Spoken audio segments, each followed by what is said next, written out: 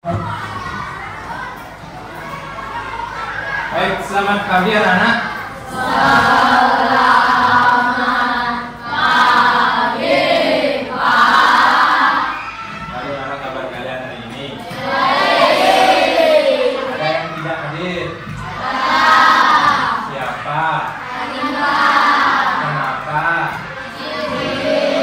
Izin. Kemudian hari ini, ya, di hari yang cerah ini, kita akan belajar coding dan kecerdasan artifisial. Ya. Tapi sebelum itu, marilah kita awali dengan berdoa. Ya. Asisten, siapa yang bertugas atau leader yang bertugas hari ini? Silakan pimpin temannya dari bangkunya. Siapa yang bertugas? Agus, silakan Gus.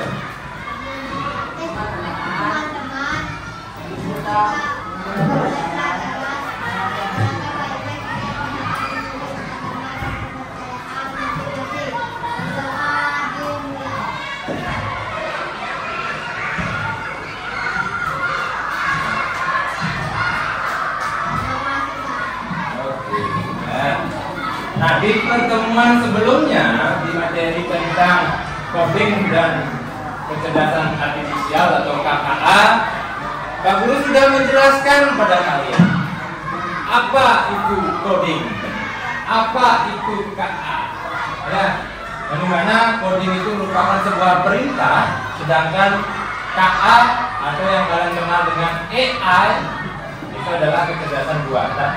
Ya, yang dibuat untuk meniru bagaimana manusia berpikir, mengambil keputusan, dan mencari solusi sebuah permasalahan. Nah, sedangkan hari ini, ya, hari ini kita akan belajar tentang berpikir komputasional. Kalian pernah mendengar tentang berpikir komputasional? Belum ya? Belum. Berpikir komputasional. Ya. Tapi sebelum pengertiannya,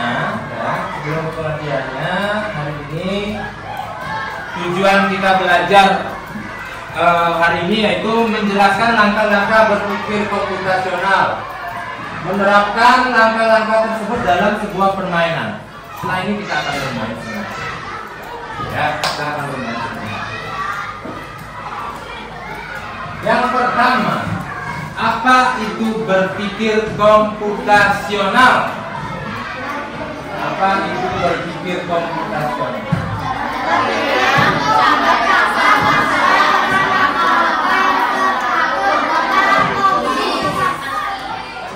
Berpikir komputasional secara pengertiannya itu adalah cara berpikir untuk memecahkan masalah, ya, dengan langkah-langkah yang teratur dan logis seperti kita memberi perintah pada komputer.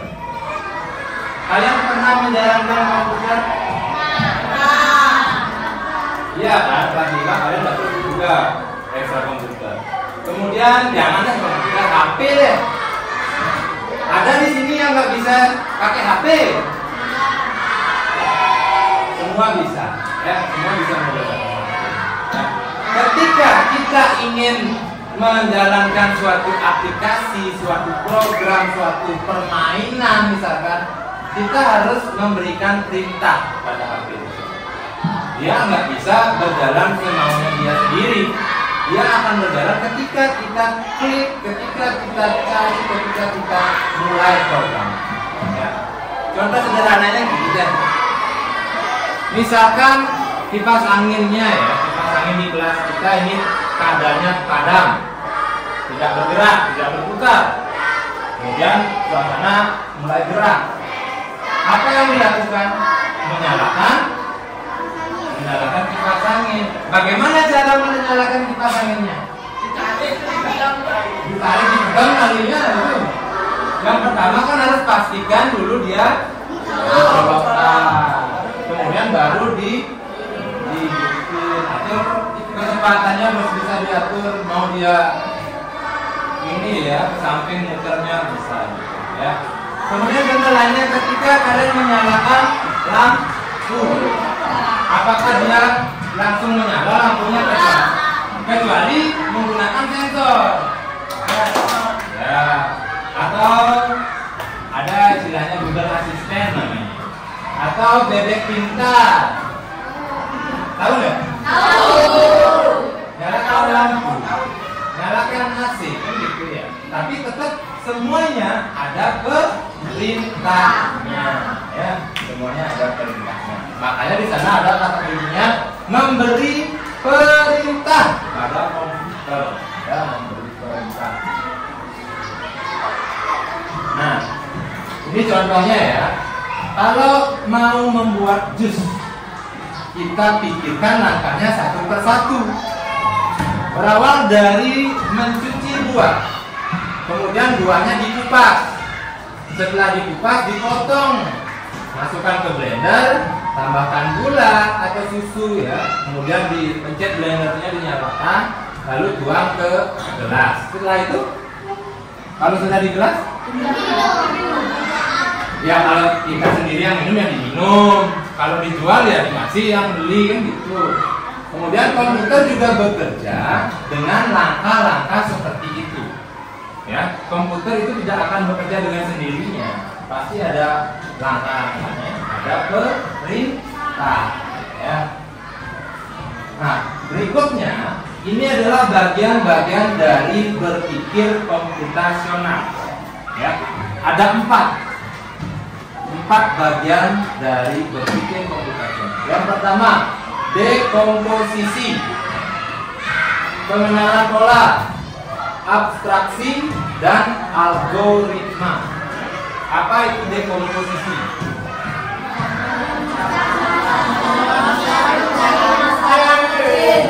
Memecah masalah besar menjadi masalah kecil. Awalnya dia gede, ribet, banyak, dikecilin.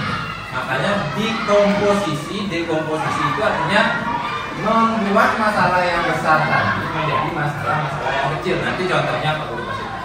Yang kedua, pengenalan pola, itu mencari kesamaan di beberapa masalah. Ya, misalkan tadi deh, ketika membuat jus, nah, kan banyak tuh langkahnya. Ya, mulai dari mencuci buah, kemudian mengupas, memotong, kan banyak tuh langkah. Ya, nanti kalau di antara langkah-langkah tersebut ada kesamaan, itu cukup digunakan sekali saja, jangan berkali-kali. Kemudian abstraksi, mengambil hal penting, mengabaikan yang tidak penting. Mengambil hal penting, mengabaikan yang tidak penting. Ya, contohnya misalkan tadi, ketika nyalain kipas, ya, karena dia situasinya selalu colokkan listriknya. Ya, kita nggak usah lagi menyebutkan itu. Kita tinggal menyalakan tombol on off-nya saja. Begitu juga proses-proses atau langkah-langkah yang lainnya ketika kalian memasak, membuat jus atau yang lainnya. Kemudian algoritma. Algoritma ini adalah menyusun langkah-langkah tersebut untuk menyelesaikan masalah. Contohnya gini deh, kalian paginya dari rumah berangkat ke sekolah, ya, semua pasti rutenya beda-beda kecuali Kesia dengan Kelvin karena satu rumah sama. Sedangkan yang lainnya pasti beda. Ada yang belok kiri, ada yang belok kanan, ada yang ketemu pertigaan, ada yang ketemu, ada yang ketemu dagang bakso, ada yang ketemu bengkel. Semua beda-beda. Ya, sekarang kalian dari rumah itu menuju tujuan sekolah pasti melewati rute tertentu. Kalian ingat nggak rute? Ingat ya? Nah, kalau itu kita bahas itu beda-beda lama. Perhatikan langkah-langkah merebus telur. Merebus telur dimulai dari masukkan telur ke dalam panci, kemudian tuangkan air hingga menutupi seluruh telur. Kemudian nyalakan kompor dan didihkan air. Setelah air mendidih, rebus selama 8-10 menit hingga matang. Dan yang kelima, angkat telur dan segera masukkan dalam air dingin biar mudah. Sebenarnya dari langkah-langkah yang sudah ada beberapa langkah yang tidak dimasukkan. Contohnya, berapa telur yang mau direbus? Enggak, ya. Kemudian telurnya yang beratnya berapa ya? Kemudian telurnya yang kulitnya warna putih apa yang warna coklat ya? Kemudian telurnya harganya berapa ya? Dapat telurnya dari mana ya? Ngambil telurnya di mana ya? Ada nggak di sini? Enggak ya. Karena itu dirasa tidak penting ketika merebus telur. Yang penting udah ada telur. Kita tinggal merebus telur. Nah, itu yang termasuk di bagian yang tadi, yaitu bagian abstraksi, yaitu mengambil bagian pentingnya saja. Nah, Pak Guru ajak kalian, apa yang terjadi apabila salah satu langkah ini ditukar posisi? Misalkan yang ini paling atas bisa nggak? Enggak ya. Makanya setiap proses ya atau langkah-langkah itu harus disusun secara berurutan. Nah, urutan langkah-langkah dari nomor 1, 2 sampai nomor 5 itulah yang dimaksud dengan algoritma. Ya, algoritma yang tadi itu yang ini. Nah, ini katanya tadi ada algoritma, abstraksi, mengenal pola, dekomposisi. Semuanya itu ada ya. Berikutnya, perhatikan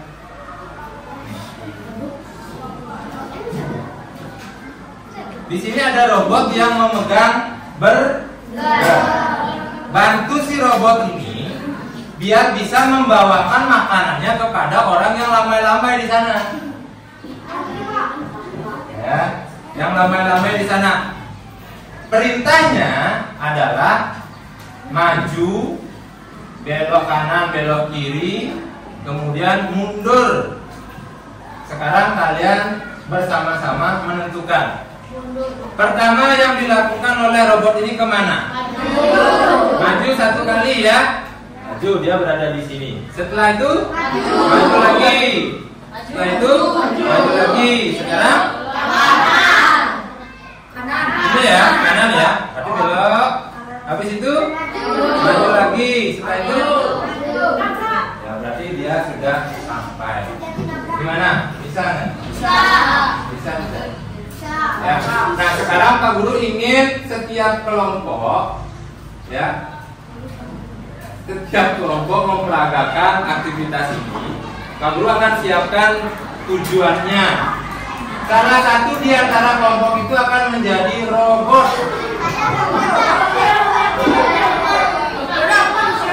Ya. Sisanya adalah programmer.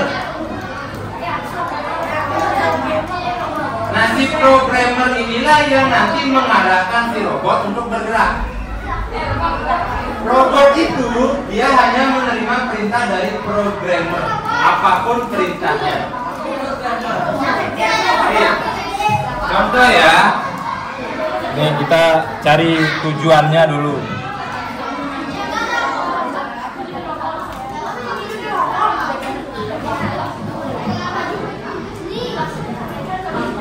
Misalkan ini ya.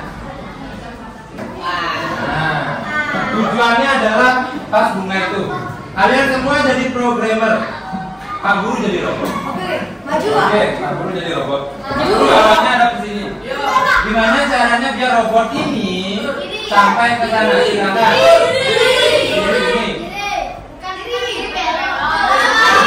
Bilang aja diputar atau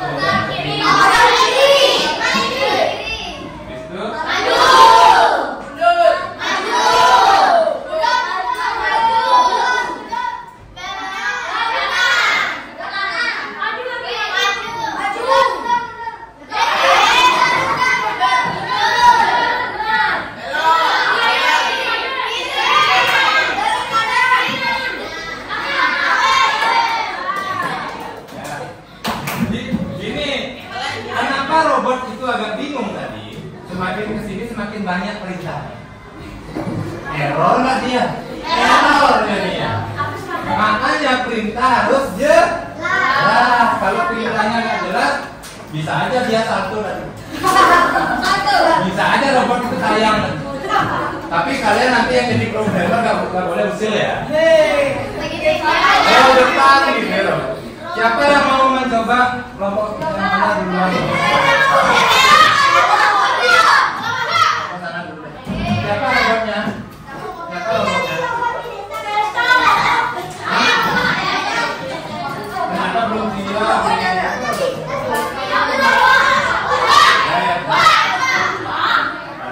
Nanti habis itu. Kamu mulai dari sini.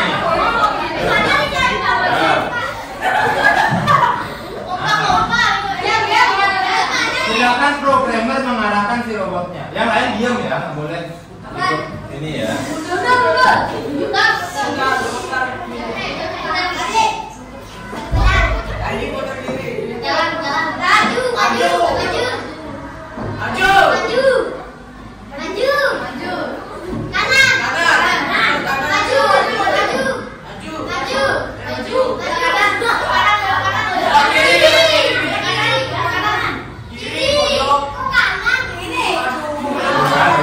Bingung robotnya ini. Tepuk tangan dulu, tepuk tangan. Yang mana lagi? Siapa yang jadi robot?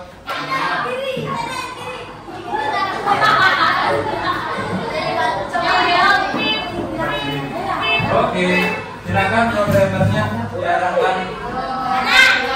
Yang lain diam nih.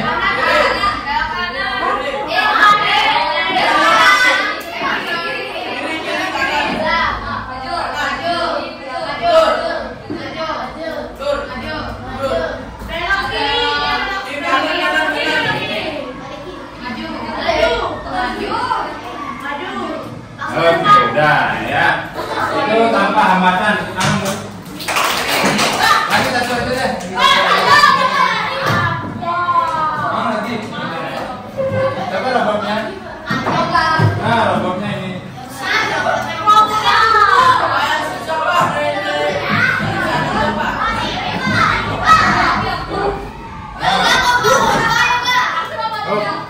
Silakan programmernya arahkan biar robot ini bisa sampai ke sana. Ayo. Nah, bingung robot ini.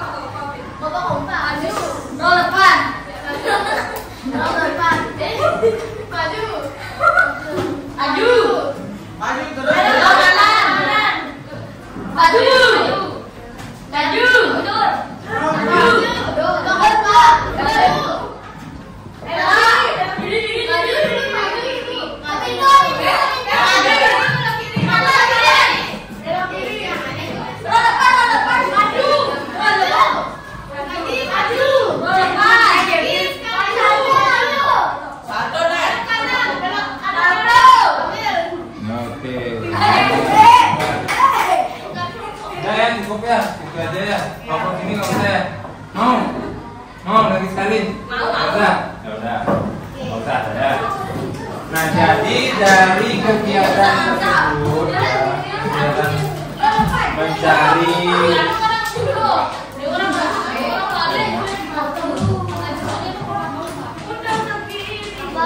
berdasarkan kegiatan tadi ya, mulai dari dekomposisi ya. Kelompok memecah tugas besar menjadi langkah kecil, misalkan ambil buku, jalan maju, belok, kemudian ambil. Kan itu kalian memberikan perintah seperti itu, udah kan? Ya. Kemudian pengenalan polanya yaitu cari langkah yang berulang, contohnya maju, maju, maju. Itu kan kalian berulang-ulang tadi. Ya kan? Misalkan yang tadi di sini misalkan maju, maju, maju. Harusnya kalian perintahnya cukup gini, maju 3 kali. Gak ada. Benar ya? Ya makanya kan disesuaikan. Kalau daripada satu kali maju, maju, berulang-ulang. Ya. Makanya seperti itu yang disebut pengenalan polanya. Abstraksi, sederhanakan perintah yang berulang ya tadi ya. Yang harusnya majunya 4 kali, kalian bilang maju, maju, maju, maju. Kalian sederhanakan, maju 4 kali, 4 langkah gitu boleh. Ya udah, maju 4 langkah robot. Nanti kalian bedanya itu? Kalau yang satunya, kalian banyak kali nih ngomong maju. Maju, maju, maju. Yang sederhana, kalian tinggal bilang maju 2 kali atau maju 3 kali. Sekali aja kalian memberi perintah, robotnya udah 3 kali Nah, itu ya. Yang terakhir, algoritma, yaitu menulis urutan perintah sampai dengan akhir. Maksudnya seperti ini, mulai dari dia bergerak di awal dengan langkah-langkah kemana saja, maju berapa kali, belok, muter, apakah harus ada kegiatan yang lainnya, singgah ke tempat yang lainnya, gitu ya. Semua dituliskan urutannya sampai ke tujuan, ya. Nah, jadi seperti itulah ya pengenalan dekomposisi. Ya.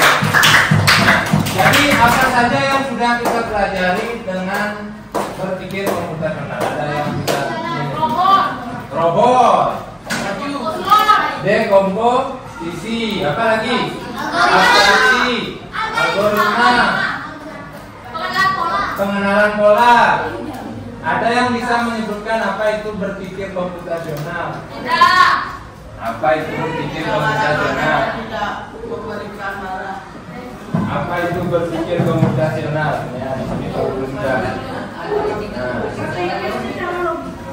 Berpikir yang bagaimana disebut berpikir komputasional? Ya, berpikir untuk memecahkan masalah dengan langkah-langkah yang teratur. Ya, langkah-langkah yang teratur.